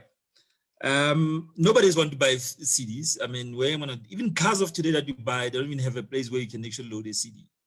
True. The digital space, you just need to understand it. So we don't want to spend money into the digital space. So digital space, there's an advertisement that you need to put in. I don't think it's more than 5,000 rand a time. I'm not sure how much it is, but you need to be able to push your songs to be on all those playlists on Spotify and build that name. You need to be consistent building it. The reason why all the international are coming in is because we always been consumers, but we don't put our music where our people can actually buy and access. You don't start when you have 20,000 songs because it's going to be hard to load them. You start now to load everything in so that it can be accessible. You know what I mean? Every show that you do, you are performing in front of 20,000 people. You need to be able to, hey guys, after my show, please log in on Spotify, check out my album, and people log in right there on the spot and they log in. That is already in the numbers. You need to build those numbers, consistently building those numbers. You know what I mean? Once you have the numbers, it means you now have the cherry on the top. So it means that everybody recognizes you. The numbers call for gigs. The numbers call for recommendation. You know what I mean? So you need to build them. So digital space, it's every time you spend on your Facebook, on Instagram and saying any other thing that are not relevant, you should be spending on pushing those songs. Every time you actually tapping in and WhatsApping someone else, at the end of that WhatsApp, I'm gonna check my link of my new single. Because you need every person there to share it, to talk about it, to click on it. That's basically what it builds you. So in within Spotify, iTunes, there is playlists that be made. Are you part of those playlists that been done? When you talk about South African gospel or South African hits, are you there? Because the numbers lead you to be on a certain top African song, top 50 African song, you know what I mean? One of the groups at the top, it's actually Joy Celebration. If you look at the top in Africa, Joy Celebration is there. You know what I mean? But it's very easy to do that, but we always want to have the top record companies to do that for us. You need to be able to go in, get a distribution company, pay for that campaign, you know what I mean, and let the song to flow, you know what I mean, talk about it, where it, every time you talk, that's basically consistently do so. Yeah, I hear you. Yeah, so all those things is money. All I'm saying is that when you keep on doing that, and sometimes we waste money talking on WhatsApp and posting things, data going, but without achieving anything else. But all those things, if you every time you do it consistently, in 5 years, all the money you spent all came back times 2, plus it actually, you have other things that comes because of the numbers you have. Yeah, I hear you. Yeah. I think I need to crop that part for everyone that they get that part. I think that's what we're all supposed to be doing. When I look at people, especially during this lockdown situation, this is a perfect time. I've been seeing people posting a lot of things that really have nothing to do with them, but they are trying to be special in a different space than what they're supposed to be pushing into. And we business, man. We need to carry ourselves as business. Yeah. And I think that includes me as well. I didn't push enough. When I'm hearing what you're saying now, I'm realizing I need to do that a lot as well. Karabs, thank you so much. I think this is where we end our show for tonight. It's been 2 hours already, but I know that it feels like 30 minutes here because we started a bit rough. We started a bit rough because of the technicalities and whatnot. You guys are inspiring me, man. You're inspiring me, and I'm thankful. I'm thankful that you take in this part and you want to make sure that we all better. You know what I mean? I can tell you in my life, I've seen a lot of people making a lot of money. You know what I mean? The question is that our focus is not in the right. We're focusing on being upfront. We're focusing on being famous. You know what I mean? Focus on where the money is at. You know what I mean? If you don't know, I don't mind to have every day have a meeting with someone else and say, this is what you have. This is what I think you need to be looking at. Yeah. Okay. I've already booked you for a second, for part 2. I'll hear from you after the show. And then, guys, I can promise you one thing. We're definitely going to have a part 2. I don't know when. It might not be next week, Wednesday. It might be during this week, just to wrap up this, so that Singa lose interest on this subject, number 1. 2, I'm requesting again, please send your questions so that we have them earlier and then we know how to group them. Karan, thank you so much. Thank you so much for coming through. What are your social media handles so that if there's others that still want to continue with maybe inboxes and whatnot? Easiest Karabo Mutijwani on Facebook, Karabo Mutijwani on Instagram, People that know me, they call me Mr. K, but yeah, I'm basically as easy as that. Yeah. So guys, you know what to do. And then obviously we'll do clips as well. I think pretty much most of the people were looking for your handles for now. And then I know that there's definitely questions that are coming after tonight. We will definitely, guys, make sure that they are all answered. And okay, thank you so much. I've checked almost everyone here. If I've missed you, I'm sorry about that. We'll definitely have a part 2. We will put all the questions on screen and make sure that we are all covered. Thank you so much. Josie, Lebza, Aaron, Sikran Bafeti Musna. I know, Sirat Kakuluma. Yeah. Mhlompe, we are grateful.